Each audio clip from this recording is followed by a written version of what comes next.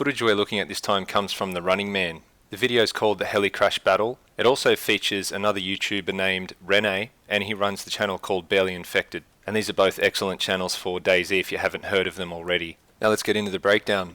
They're both approaching a helicopter crash site, which is relatively close to a couple of other military areas. So there's a very high chance that they could run into heavily armed players who are doing looting runs and looking for PvP. Running Man is armed with a very capable long-range weapon. Rene is not armed. And in my opinion, this is actually to their great advantage. The fact that they're so differently equipped forces them to play different roles. Because Rene isn't armed, he's not going to be tempted to push forward and fight. He's going to sit back as far as possible and observe the largest area that he can.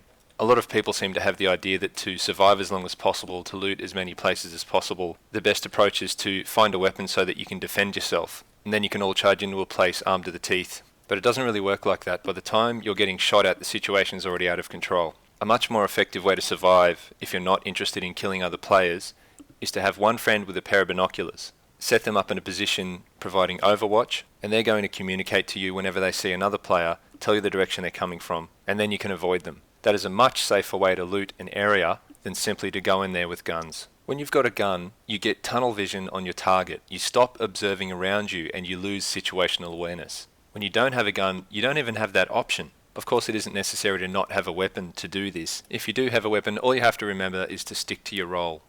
Back to the footage. Rene spots other players. He and Running Man communicate very effectively, allowing Running Man to pinpoint their position. He pushes up on them and gets very close, then realizes that they might have spotted him. He backs off and relies on Rene to watch their movements. That is absolutely the right decision because it was the wrong time to try and engage. He's now confirmed there are multiples, and most importantly, he's lost a chance to ambush here. So if he engaged right now, they're going to trade shots. He's quite possibly going to die. You're just relying on luck to kill them both at this stage. Very good tactical decision.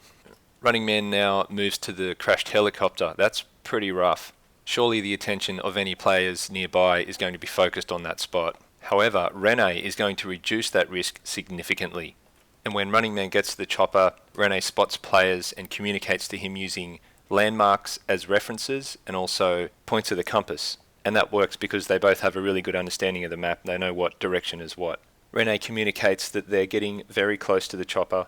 Running Man understands that he's a sitting duck in that spot. So then he retreats in the opposite direction and that's spot on. Keep in mind at this point that Running Man has not seen them himself. He's relying completely on Rene's descriptions. It's only when he's running across a field that he sees them for himself. That's when he uses a bush as concealment and takes them both out with a single shot each. All of this would have been impossible without Rene keeping watch. They move up to the bodies, and Running Man provides overwatch while Rene loots the bodies. Running Man spots players in the distance to the south of the chopper, and he takes a shot, eventually killing one of them. It's a very good shot, by the way. The other two enemy players begin moving. Running Man realizes they're probably trying to flank, and his first instinct is to make another good decision to move. The other one, or possibly two, ran south, but they could be flanking, so we should probably move. And a tactic that he knows very well is to change position so that you can ambush the enemy who have pushed up on your old position. So they start moving, but it just happens that the direction they're going is the same way that the enemy is flanking to. So they're both going to meet head-on in the middle. And that's a bit of a kamikaze run. Neither side has an advantage now. Rene and Running Man are both conscious of this, but they don't change their course of action. Why would they do this? Well, remember that they're both now armed. They're both playing the same role. And in my opinion, that tactically harms them without having that excellent understanding of the battlefield that someone giving Overwatch provides. Also, there's this kind of momentum. You're already pushing in the same direction anyway. It's exciting, it's fun, and if they can both push up and smash these two guys, it'll also make a great video, and that's really tempting. I've fallen prey to these feelings myself countless times. They're crouch walking. Not anymore.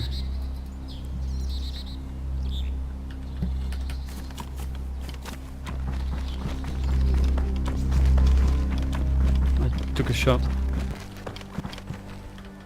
You at the hunting stand? Yeah. Okay, I'm sitting there. They're right across.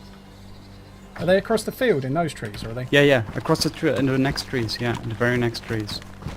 More towards the left side. I'm hit in the arm. Got to back away. Hit the ghillie. He's moving in on me.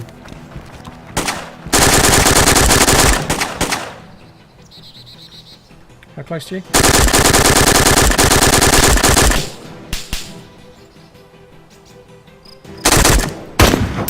Hit the ghillie again. He's got to go I'm unconscious. dead. The I'm conscious. I'm ghillie's- unconscious.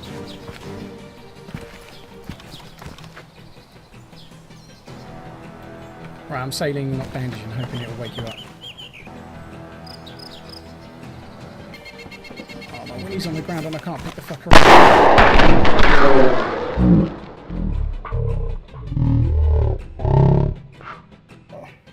I'm hit.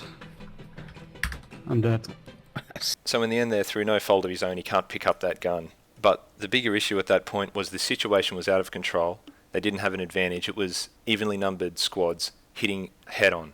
And even once Rene was down, it would have been better to back off and try to clear that area, try to kill everyone before even approaching his body, even if it meant allowing Rene to bleed out or be killed by the enemy. But again, that temptation to revive your unconscious friend can be pretty overpowering.